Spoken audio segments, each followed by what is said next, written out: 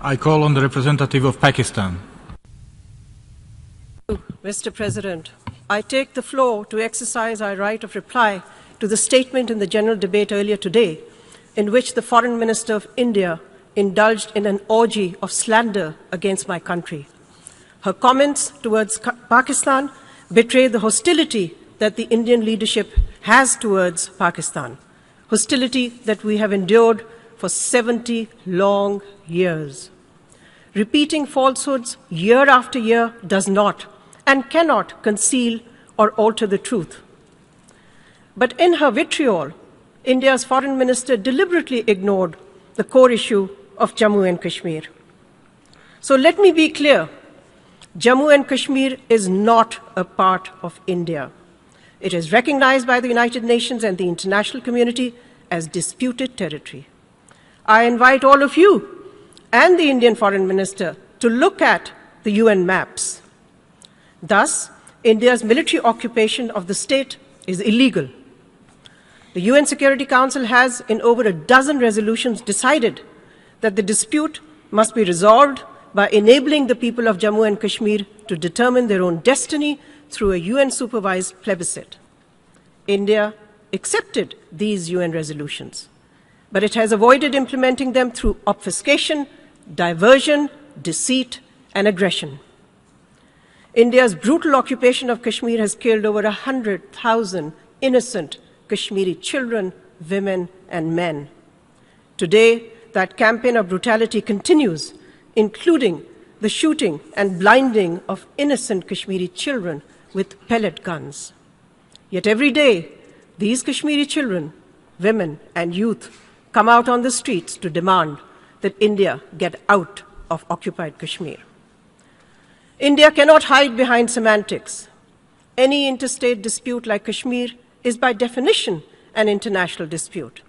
If the parties fail to resolve a dispute, the UN and the international community has not only the right, but the obligation to intervene and help to resolve the dispute. In the case of Jammu and Kashmir, that obligation is explicit, since the Security Council has been involved with this dispute since its very inception, and because the Council has prescribed very specifically and precisely how the dispute should be resolved.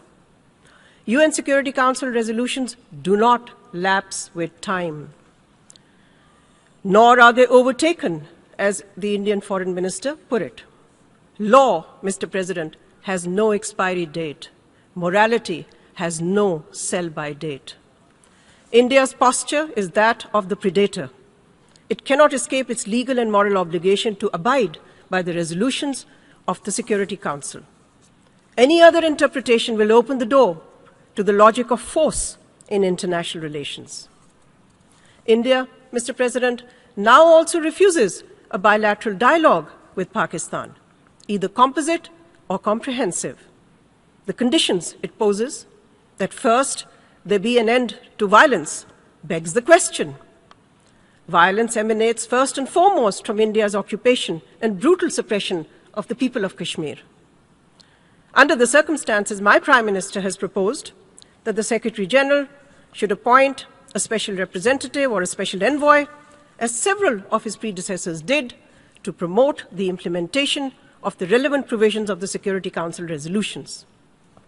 At the same time, the United Nations should also take steps to investigate India's ongoing and massive violations of human rights in Kashmir, end the impunity enjoyed by India's security forces, lift the draconian emergency laws, and punish those responsible for the war crimes and for the genocide in Kashmir.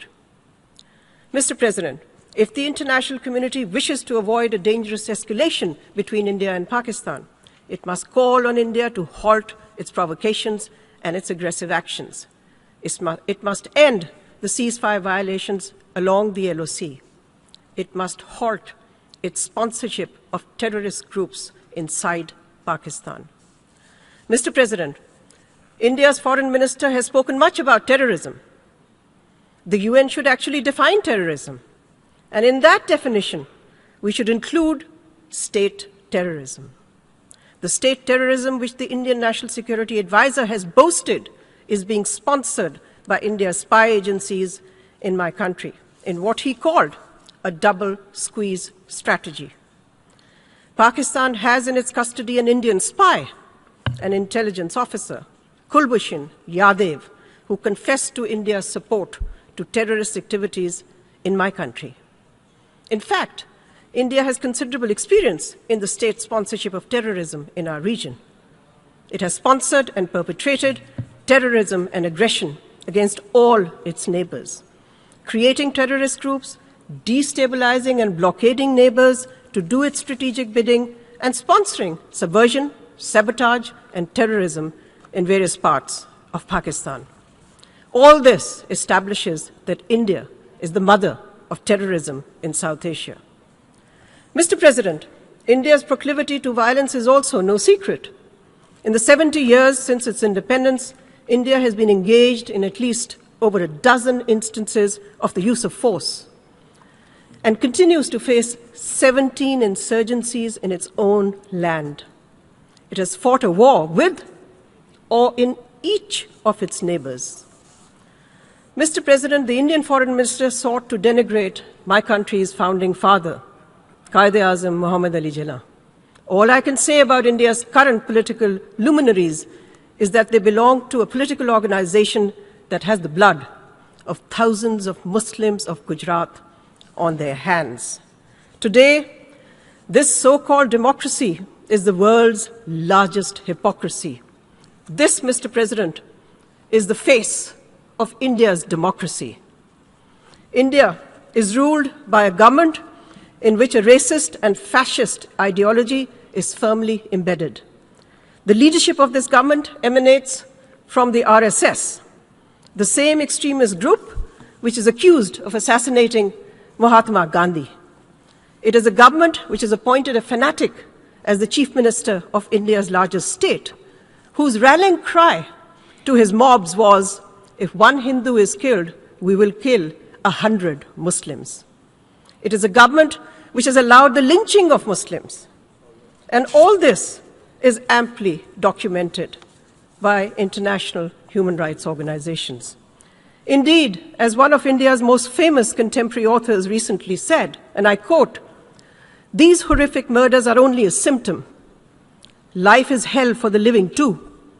Whole populations of Dalits, Adivas, Muslims, and Christians are being forced to live in terror, unsure of when and from where the next assault would come," unquote.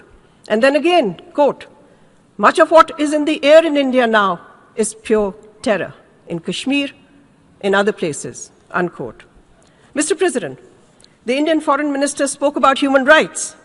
So let me ask, who is using pellet guns that are blinding unarmed protesters, including children, infants in occupied Kashmir? Who is violating the fundamental rights, not only of the brave people of Kashmir, but hundreds of millions of Indians?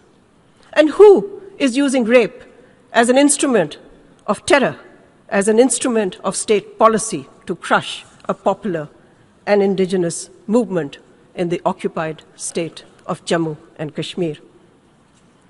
In conclusion, Mr. President, let me say, Pakistan remains open to resuming a comprehensive dialogue with India to address all outstanding issues, especially Jammu and Kashmir, and to discuss measures to maintain peace and security.